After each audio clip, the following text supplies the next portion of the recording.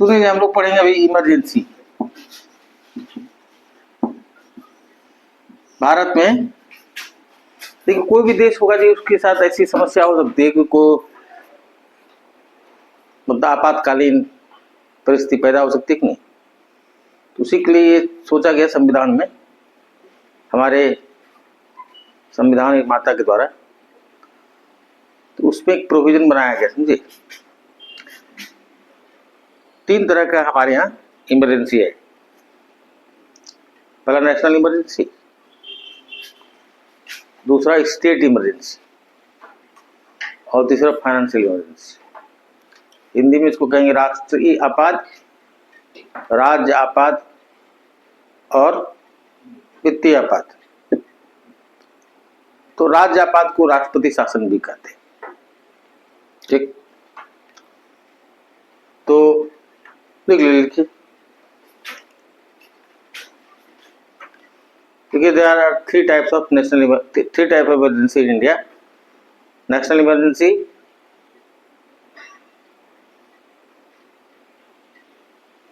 State emergency and financial emergency. Bharat में 3 प्रकार के आपातकाल का प्रावधान है: राष्ट्रीय आपात,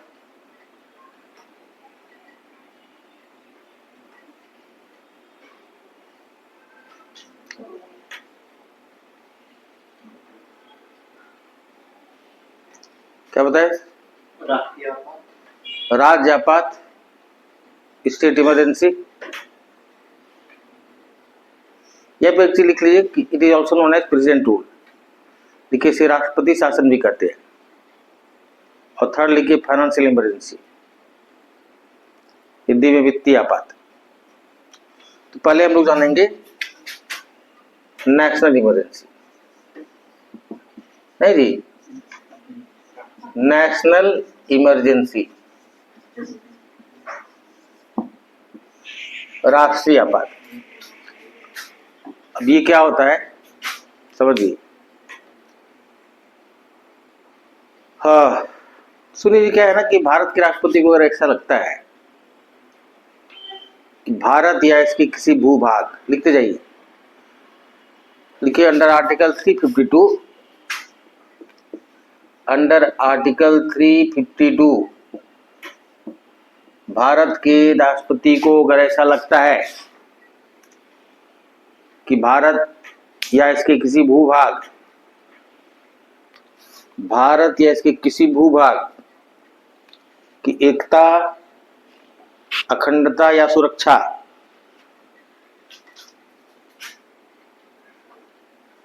एकता, अखंडता या सुरक्षा, लिखिए युद्ध,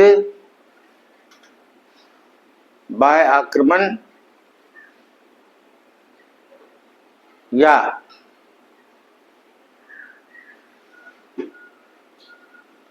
सशस्त्र विद्रोह के कारण खतरे में है,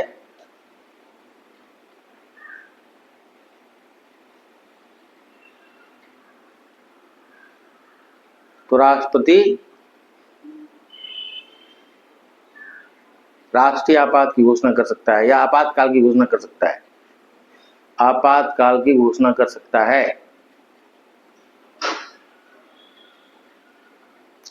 अंग्रेजी में लिखिए जी, if the president of India is of the opinion that, if the president of India is of the opinion that unity, integrity और security of India, unity, integrity and security of India, और नहीं, unity, integrity and security of India and India और any part thereof, unity, integrity and security of India और any part thereof is in danger,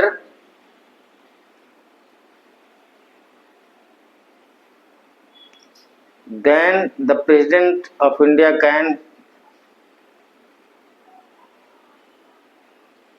issue a proclamation of emergency, तो भारत का राष्ट्रपति क्या बताया, आपातकाल की घोषणा कर सकता है। हो गया जी। अब देखिए वो आर्टिकल 352 के अंतर्गत राष्ट्रीय आपात। अब राष्ट्रीय आपात दो तरह का होता है, ठीक है, एक एक्सटर्नल इमरजेंसी और इंटरनल इमरजेंसी। लिखिए, there are two types of national emergency. क्या क्या जी? External emergency, internal. बाह्य आपात और आंतरिक आपात।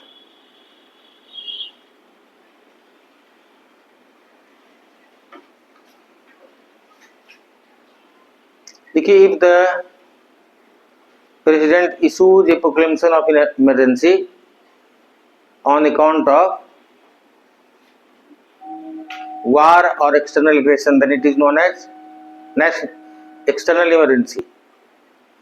अगर भारत का राष्ट्रपति युद्ध या बाह्य आक्रमण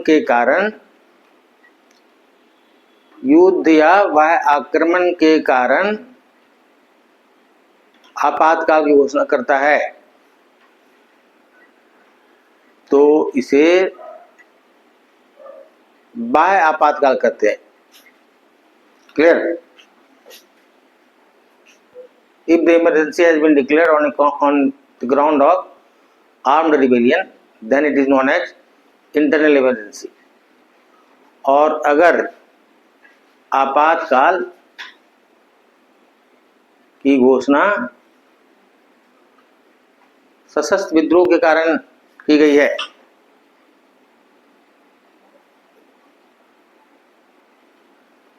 तो इसे आंतरिक आपात कहते हैं। हो गया?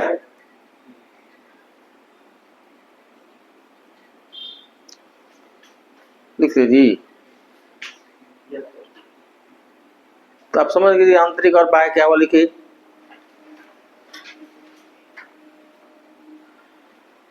लेकिन in original our original constitution, देखिए हमारे मूल संविधान में द वर्ड इंटरनल डिस्टर्बेंसेस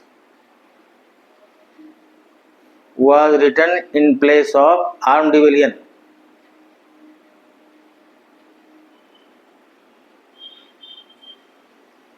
देखिए हमारे मूल संविधान में सशस्त्र विद्रोह के स्थान पर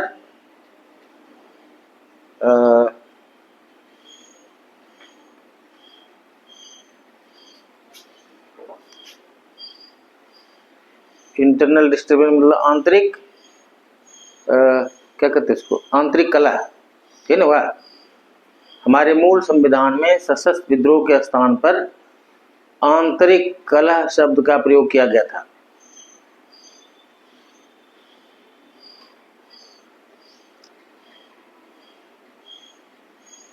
ठीक है, 1978 बाय 44th अमेंडमेंट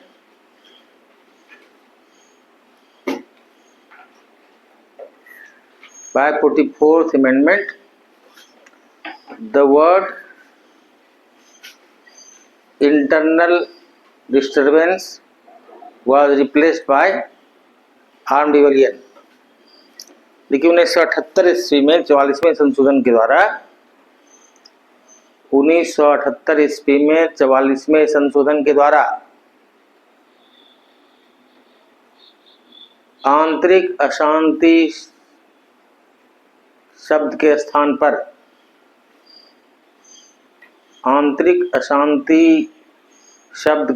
पर क्या दिया गया, सशस्त्र विद्रोह शब्द डाला गया।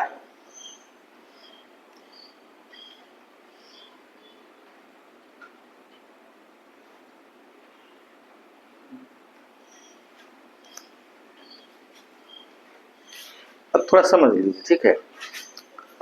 देखिए आपातकाल की घोषणा तो कर दी गई राष्ट्रपति द्वारा, और ये भी बता दी किसको कहेंगे आंतरिक किसको बाह्य। जैसे अभी मान लीजिए भी इंडिया पाकिस्तान में कुछ हुआ, ऑपरेशन सिंदूर, तो 3-4 दिन चला मामला। तो ऐसी स्थिति में अगर इमरजेंसी डिक्लेयर होता है तो इसको कहा गया एक्सटर्नल।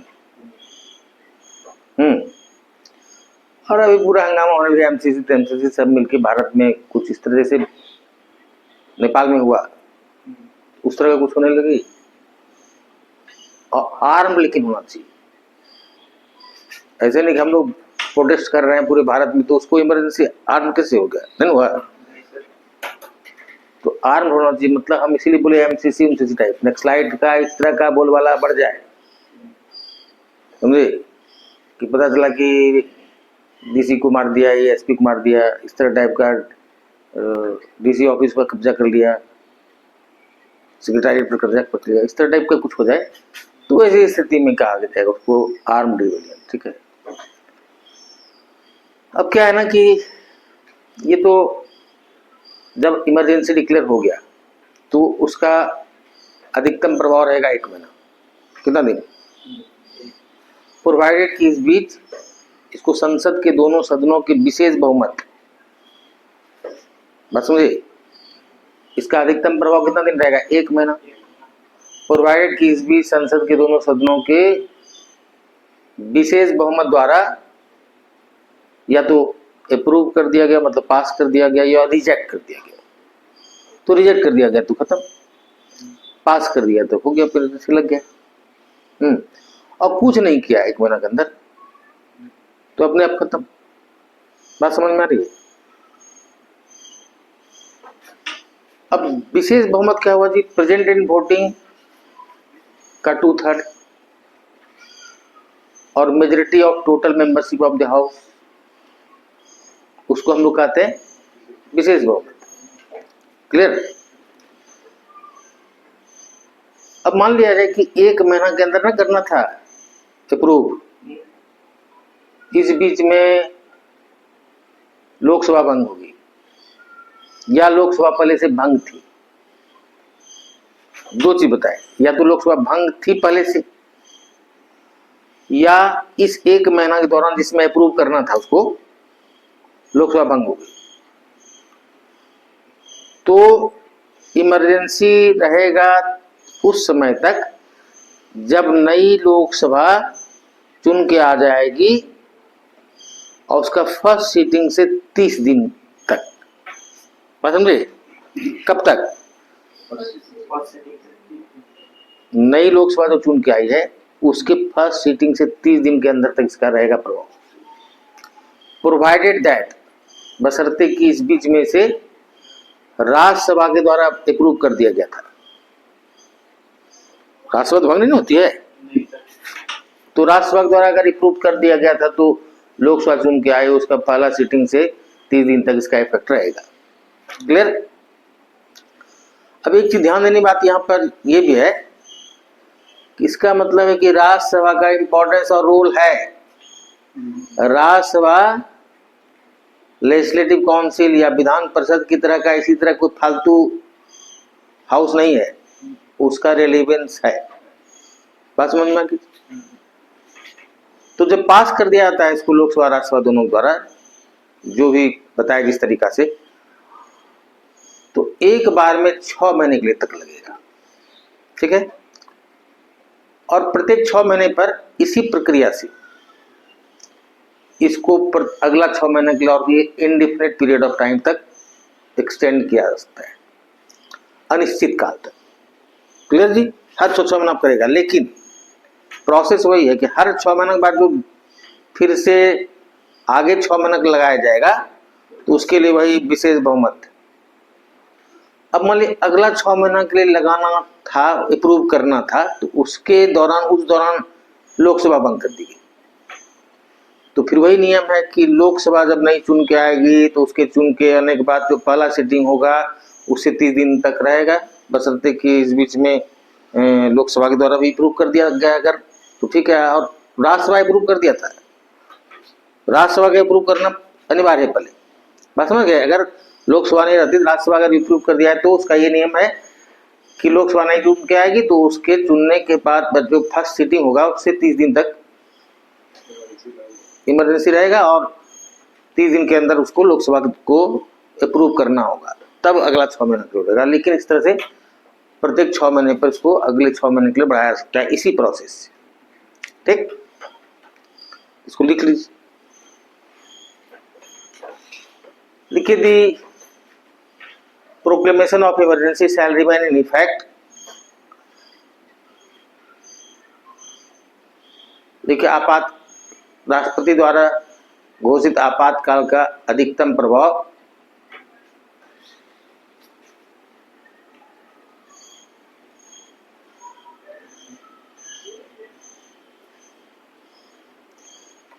देखिए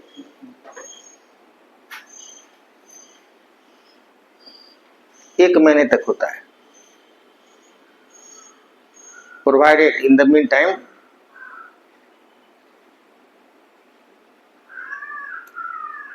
it has been approved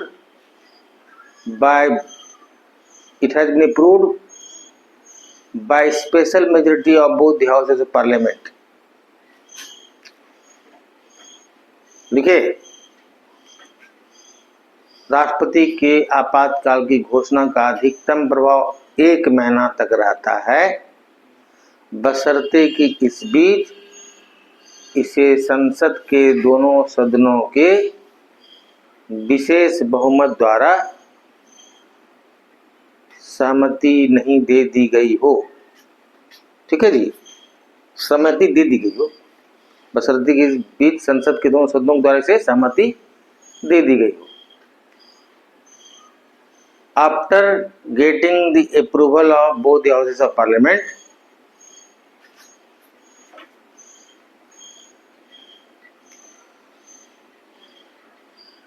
the emergency remains in effect for 6 months।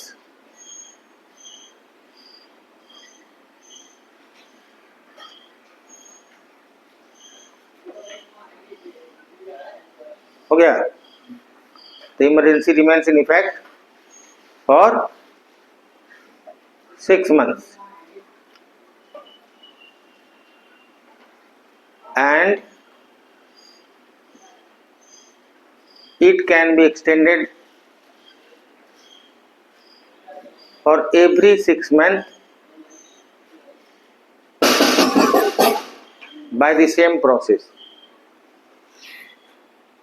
देखिए, और इसे प्रत्येक 6 महीने के लिए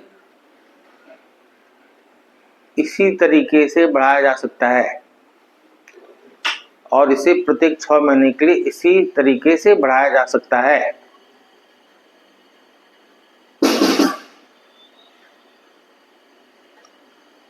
देखिए, in this way it can be extended for indefinite period of time। इस प्रकार इसे अनिश्चित काल के लिए लगाया जा सकता है। इस प्रकार इसे अनिश्चित काल के लिए लगाया जा सकता है, प्रत्येक 6 महीना, ये जो बताया आपको अभी। ठीक है, अब आगे लिखिए।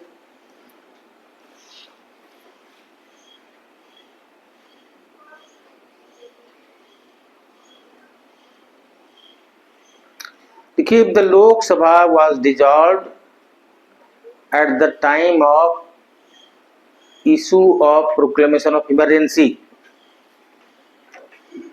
देखिए, अगर आपातकाल की घोषणा के समय लोकसभा भंग थी और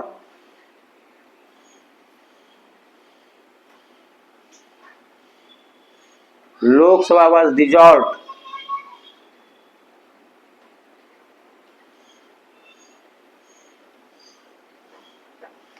within a period of 1 month from the date of issue of proclamation of emergency, or Lok Sabha was dissolved within a period of 1 month from the date of issue of proclamation of emergency। then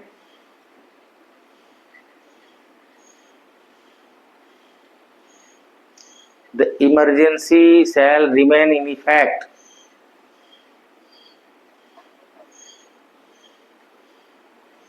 for a period of 30 days. The emergency shall remain in effect for a period of 30 days from the first sitting of Lok Sabha after its reconstitution.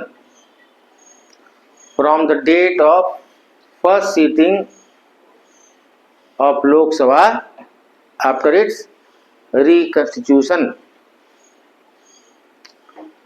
लिख लीजिए जी हिंदी में क्या क्या बोल दिए, हिंदी में कहाँ तक बोले थे बताइए। लोकसभा भंग किया। आपातकाल के, अगर आपातकाल की घोषणा के समय लोकसभा भंग थी, ठीक है, या आपातकाल की घोषणा के 1 महीने के अंदर आपातकाल को सहमति दिए बिना लोकसभा भंग कर दी गई थी, आपातकाल को सहमति दिए बिना लोकसभा भंग कर दी गई थी, तो लिख लिए आपातकाल की को सहमति दिए बिना लोकसभा भंग कर दी गई थी, हो गया। तो देखिए लोकसभा सॉरी तो आपातकाल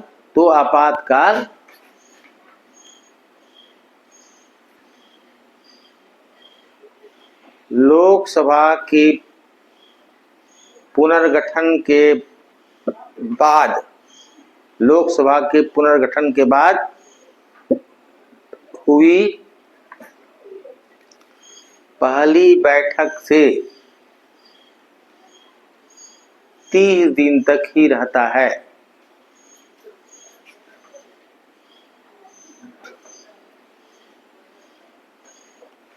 बशर्ते कि इसे राज्यसभा द्वारा सहमति दे दी गई थी। अंग्रेजी में ये बात नहीं लिखा है, क्या लिखी थी अंग्रेजी में? पूरी एक बार लास्ट लाइन बताइए। 30 days from the date of first sitting of the Lok Sabha from the date of issue of proclamation of emergency, provided that, लिख लीजिए, provided that Rajya Sabha had already approved it, ठीक है।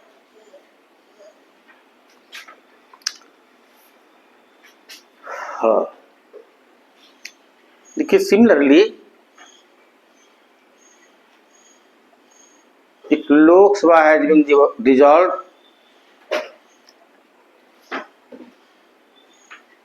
before giving approval for the extension of emergency, before giving approval for the extension of emergency for another 6 months, then the emergency shall remain in effect for 30 days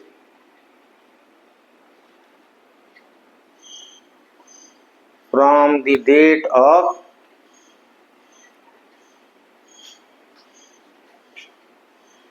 first sitting of Lok Sabha after its reconstitution. From the date of first sitting of the Lok Sabha after its reconstitution. हुआ, हिंदी में लिखिए। देखिए अगर अगले 6 महीने के लिए आपातकाल को बढ़ाने के पहले लोकसभा भंग हो गई है। ठीक है, तो आपातकाल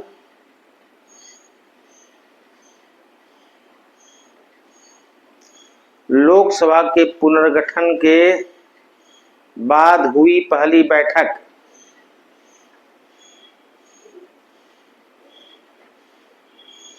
से 30 दिन तक ही रहता है। लोकसभा के पुनर्गठन के बाद हुई पहली बैठक से 30 दिन तक ही रहता है। बशर्ते कि इस बीच उसे राज्यसभा के द्वारा स्वीकृति दे दी गई थी। आप भी लिख लीजिए इंग्लिश में, provided that in the mean time Rajya Sabha had given approval. हो गया। तो ये तो हो गया कि कैसे कैसे आपातकाल लगेगा, नहीं। अब आपातकाल खत्म कैसे हो, नहीं। तो आपातकाल को जब चाहे राष्ट्रपति खत्म कर सकता है।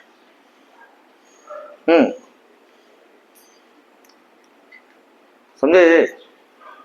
उसके लिए संसद की अप्रूवल की जरूरत नहीं है। राष्ट्रपति आज इशू कर दिया कि हाँ आज से आपातकाल खत्म, तो खत्म।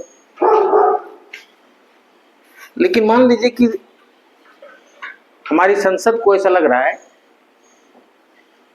संसद से यहां मेरा मतलब है कि लोकसभा, क्यों कि लोकसभा में लोक का मतलब पीपल्स रिप्रेजेंटेटिव है।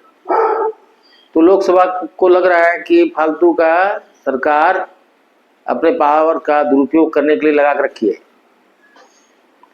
तो क्या करेगा, लोकसभा का 1/10 सदस्य, अगर लोकसभा का सत्र चल रहा है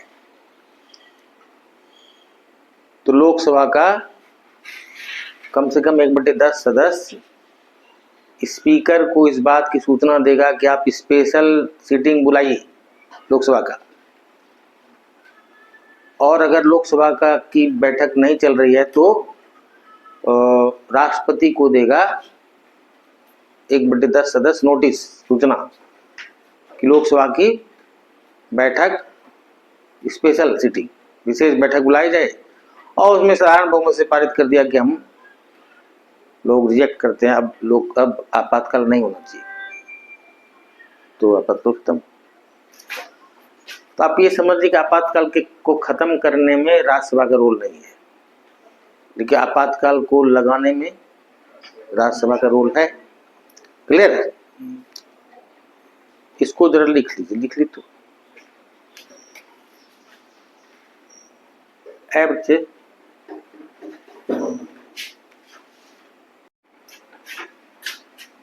आपातकाल लग चुका, कैसे कैसे क्या क्या होता है वो भी जान गया। अब उसका इफेक्ट क्या क्या होता है। अच्छा, पहले ये समझ लीजिए कि भारत में आपातकाल कितना बार लगा। तो 1962 में आपको पता है जी चाइना के साथ युद्ध हुआ, तो उसमें इमरजेंसी लग गया, और ये रहा 1968 तक। ठीक है, पहला बार। फिर 1971 में इमरजेंसी लगा। इस बीच में 65 में युद्ध हुआ, तो उसके लिए चूंकि कंटिन्यूअस कोई अलग से लगाने की जरूरत नहीं पड़ी क्योंकि ऑलरेडी चल रहा था। 1971 में लगा जी, समझे? और ये एक्सटर्नल इमरजेंसी था क्योंकि इसमें पाकिस्तान के साथ युद्ध हुआ, बांग्लादेश वाला। 1975 में लगा इंटरनल, समझ गए? तो इस तरह से आप समझिए कि हमारे यहाँ 3 बार लगा सब मिला करके, 1, 2 और ये तीसरा हुआ इंटरनल। और 1977 में एक साथ ये दोनों खत्म हुआ। 1977 में जो लगा था एक्सटर्नल इमरजेंसी वो, और 1975 में 24 जून को कितना को इंदिरा गांधी द्वारा लगाया गया था इंटरनल डिस्टरबेंस के आधार पर, मतलब आंतरिक अशांति के आधार पर, तो वो दोनों खत्म हो गया। समझे? उसके बाद भारत में इलेक्शन हुआ 1977 में, आपको पता होगा। उसके बाद इंदिरा गांधी हार गई और जनता पार्टी की सरकार बनी, और फिर कुछ कुछ हुआ, फिर मोरारजी देसाई बने प्रधानमंत्री, उसका चरण से उसका खत्म, फिर 80 में वापस इंदिरा गांधी आ गई। ठीक, तो ये समझ गया। अब इसका इफेक्ट क्या क्या होता है। पहला इफेक्ट कि नेशनल इमरजेंसी के दौरान संसद जो है उसमें, राज्यसभा तो परमानेंट हाउस है ना, तो उसको कार्यकाल बढ़ाने की जरूरत नहीं है। लोकसभा अपना कार्यकाल एक बार में 1 वर्ष के लिए बढ़ा सकती है। कितना समय के लिए? ठीक है, लिख लीजिए। देखिए, during national emergency Lok Sabha can extend it's term for 1 year at a time, but देखिए, extend its term for 1 year at a time। देखिए, हिंदी में लिखिए, आपातकाल के दौरान लोकसभा अपने कार्यकाल को 1 वर्ष के लिए बढ़ा सकती है, but fresh election has to be held within a period of 6 months from the date emergency ceases to operate। लेकिन लिखिए, 6 महीने इमरजेंसी खत्म होने के, समाप्त होने के 6 महीने के अंदर चुनाव कराना अनिवार्य है। ठीक,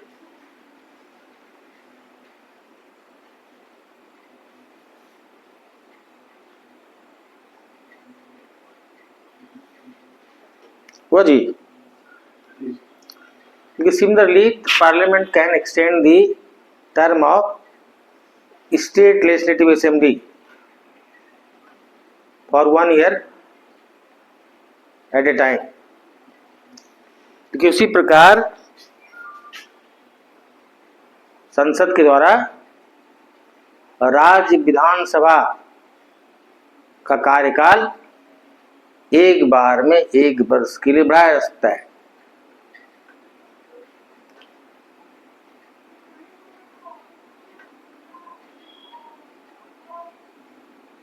होगी जी।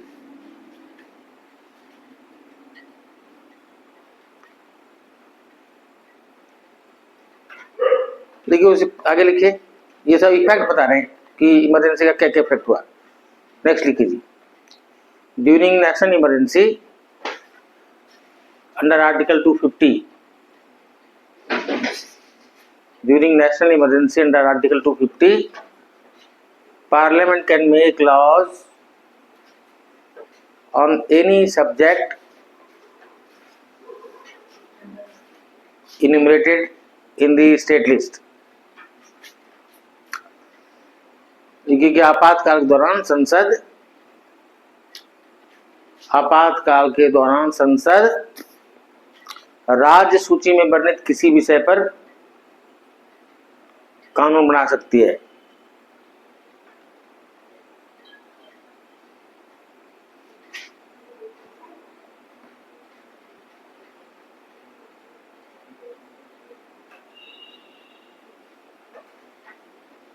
देखिए, but such law shall not have its effect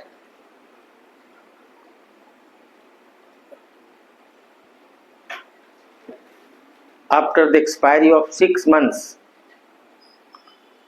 from the date emergency ceases to operate। लेकिन संसद के द्वारा बनाया गया ऐसा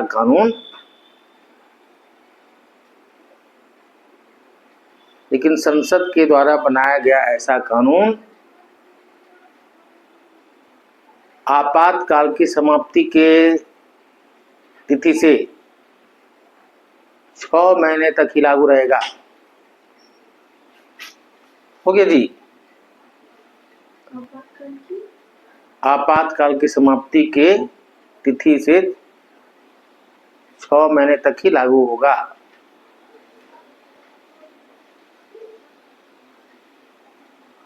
नेक्स्ट लिखिए जी, लिखिए कि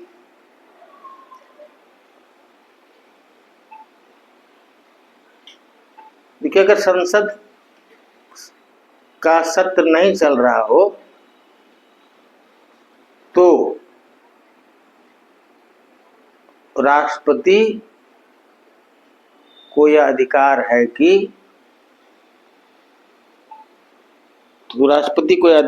कि वह राज्य सूची में वर्णित किसी विषय पर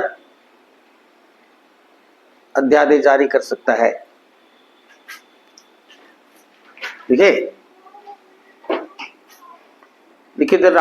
the president is authorised to issue ordinance on any subject enshrined in the state list when the parliament is not in session. When parliament is not in session. Hindi में अंग्रेजी में लिख पाए जी, लिख लेना, समझ गए। तो ये सही इफेक्ट क्या क्या हो रहा है समझ गए। नेक्स्ट लिख लीजिए और क्या क्या इफेक्ट होता है।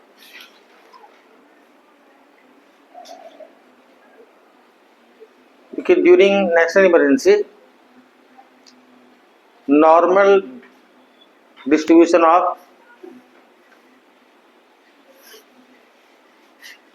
revenue between central and state, normal distribution of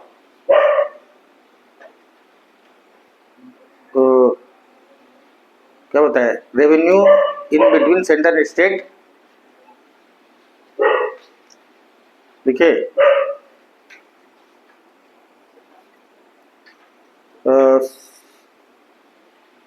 Hindi में लिखिए, क्या बोले, आपातकाल के दौरान केंद्र और राज्य के बीच राजस्व का समान बंटवारा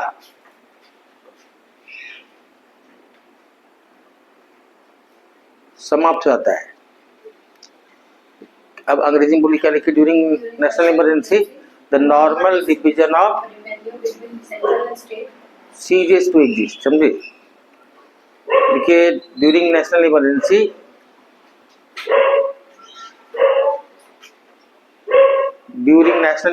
the president can cancel or reduce the transfer of revenue from center to states।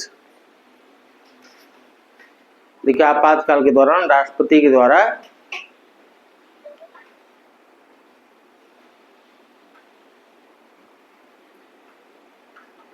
राजस्व केंद्र के द्वारा राज्य को दी जाने वाली राजस्व को रद्द किया जा सकता है या कम किया जा सकता है।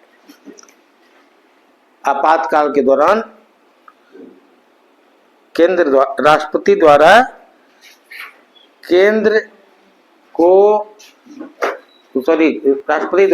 राज्य को केंद्र से दी जाने वाली राजस्व को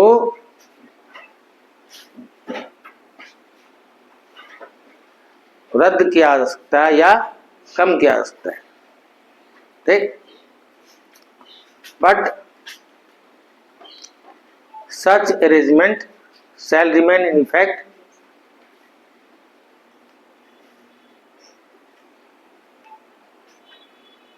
till the financial year in which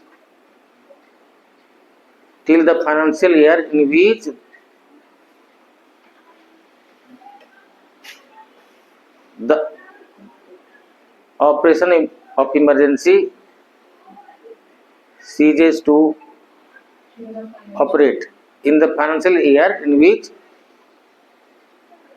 till the end of the financial year in which क्या बोले, in which the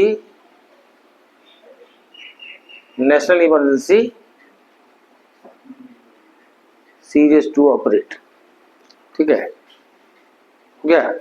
हिंदी में लिखिए, क्या लिखे हिंदी में, कहाँ तक लिखे? राजस्व कम या बंद किया जा सकता है। हाँ लिखिए कि लेकिन यह व्यवस्था उसी वित्तीय वर्ष तक जारी रहेगी जिस वित्तीय वर्ष में आपातकाल समाप्त हुआ है। ठीक, तो ये हो गया कि क्या क्या इफेक्ट होता है। ठीक है जी। अब इसे फंडामेंटल राइट पर क्या इफेक्ट होता है सुनिए जी। देखिए, effect of emergency on fundamental right, national emergency on fundamental right, मौलिक अधिकार पर आपातकाल का प्रभाव। देखिए क्या क्या प्रभाव होता है जी। पहला, all the 6 fundamental rights under all the 6 fundamental rights provided by Article 19, all the 6 fundamental rights provided by Article 19 are suspended। लिखिए कि 19 अनुच्छेद के द्वारा प्रदान किए गए सभी मौलिक अधिकार निलंबित कर दिए जाते हैं या निलंबित हो जाते हैं, अपने लिए निलंबित हो जाएगा। ठीक है,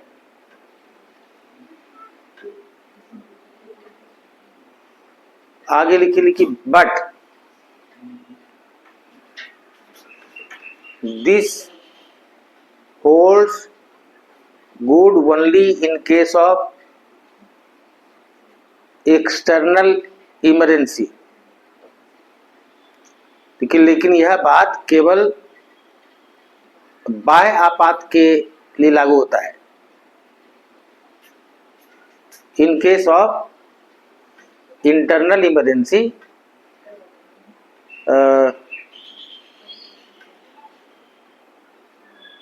rights under article 19 can not be suspended. देखिए, आंतरिक आपात के दौरान अनुच्छेद 19 के अंतर्गत दिए गए अधिकार, मौलिक अधिकार समाप्त नहीं किए जा सकते। ठीक, हो गया। आपातकाल के दौरान, आंतरिक आपातकाल के दौरान अनुच्छेद 19 के अंतर्गत दिए गए मौलिक अधिकार को निलंबित नहीं किया सकते। अंडर आर्टिकल 359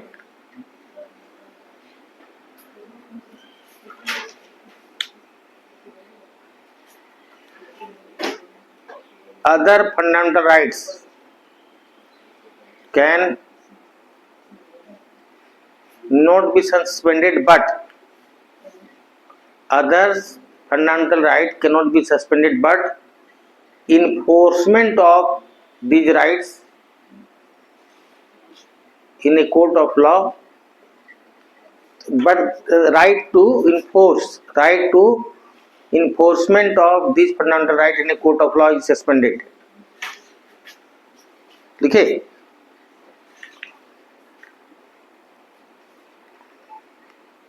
अनुच्छेद 359 के अंतर्गत अन्य अधिकार को निलंबित नहीं किए जाते हैं, बल्कि उन अधिकारों को लागू करवाने का अधिकार निलंबित कर दिया जाता है। बात समझ में? ये अधिकार रहेगा आपका, लेकिन उस अधिकार को लागू करवाने के लिए आप कोर्ट नहीं जा सकते, बस इतना ही होता है। ठीक है, but in no case fundamental right provided under article 20 and 21 can be suspended. लेकिन किसी भी स्थिति में अनुच्छेद 20 और 21 के अंतर्गत दिए गए अधिकार समाप्त नहीं किए जा सकते हैं। समाप्त नहीं मतलब निलंबित नहीं किए जा सकते। किसी भी स्थिति में अनुच्छेद 20 और 21 के अंतर्गत दिए गए अधिकार निलंबित नहीं किए जा सकते हैं। हो गया जी। तो ये हम आपको बताए, नेशनल इमरजेंसी के बारे में सारा चीज बता दी। अब स्टेट इमरजेंसी है जी, और फाइनेंशियल इमरजेंसी। तो इसको जो है ना हम लोग बाद में करते हैं इसको। जी, ऐसे इमरजेंसी को हम लोग खत्म करते हैं, मतलब इमरजेंसी खत्म होने का क्या तरीका है। देखिए जी, तो पहले हम बोले थे ना, मतलब पढ़ाई तो खेल कल लिखाएगा ये ना, तो लिखे कि देखिए, proclamation of national emergency can be revoked by the president at any time. देखिए, राष्ट्रीय आपात को राष्ट्रपति द्वारा किसी भी समय समाप्त किया जा सकता है। For this approval of parliament is not required. इसके लिए संसद की सहमति की आवश्यकता नहीं होती है। इसके लिए संसद की सहमति की आवश्यकता नहीं होती है।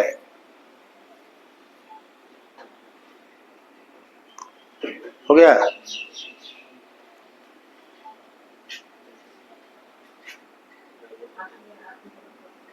बट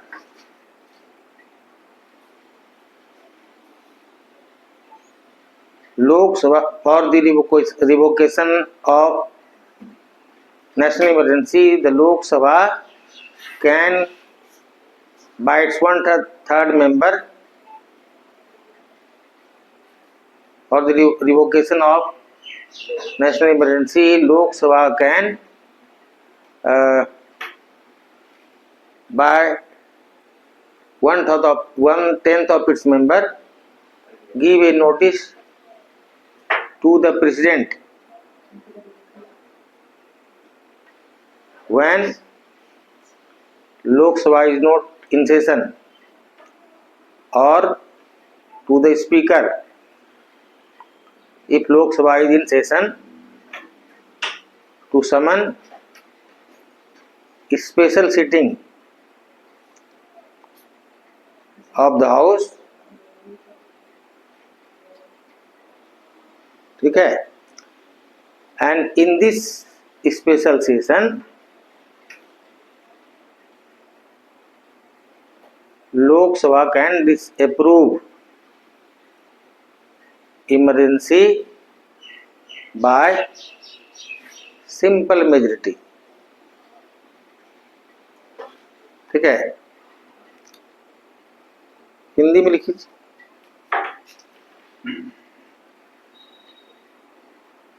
लोक राष्ट्रपति वाले लिखा दिए ना, लिखिए कि लोकसभा के 1/10 सदस्यों द्वारा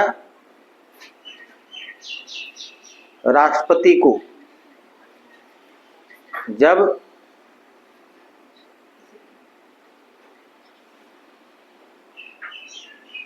लोकसभा की बैठक नहीं चल रही हो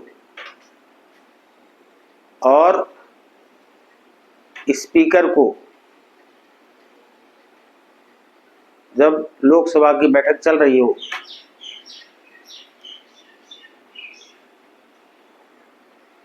सूचना देना पड़ता है कि लोकसभा की विशेष बैठक बुलाई जाए।